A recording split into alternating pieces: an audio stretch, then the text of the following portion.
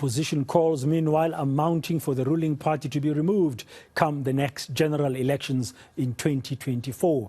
Members of the ANC itself are also expressing unhappiness over blackouts and taking protest action, taking part outside the headquarters in Luthuli House. Let's go there live now with Moloko Moloto joining us outside Luthuli House. What's the latest, Moloko, you can tell us? What's happening there?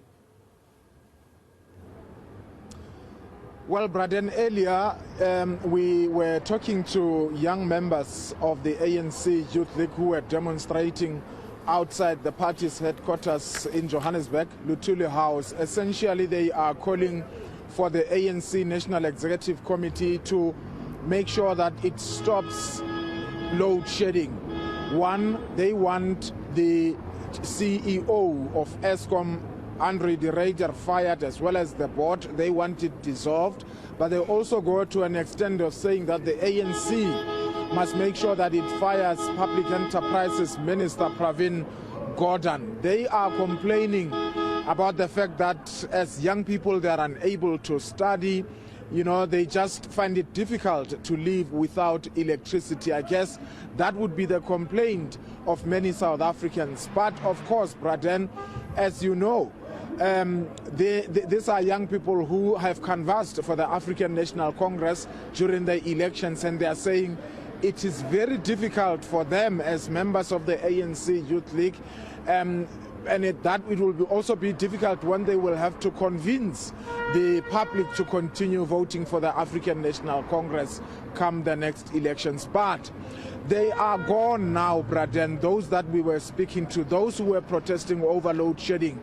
This group that you see behind me, they are from the Northwest Province, from the Ngaka-Modiri-Mulema municipality, where at some point after the 2021 local government elections, because of the divisions in the ANC in that council, a mayor of the EFF was even elected there, where the ANC has some slender majority. So we will park their story for now and focus on the issue of load shedding.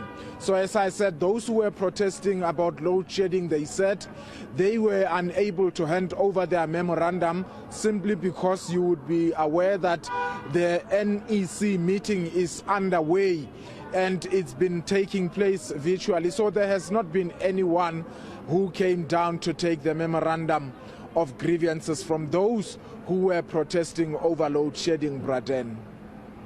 Yeah. So the protest over load shedding is over. Has there been any response at all from the ANC officials there at Luthuli House, or is the NEC still busy meeting? Well, Braden, earlier we actually were in Pretoria at Lyttelton Police Station, where the Member of Parliament, Mr. Willie Madisha, who is also a leader of COPE, was opening criminal charges against the Deputy Minister of Water and Sanitation, David Mahlobo, for the activities when he was still Minister of State Security. He then said that actually the ANC must be removed, must be punished come next elections for the rolling blackouts.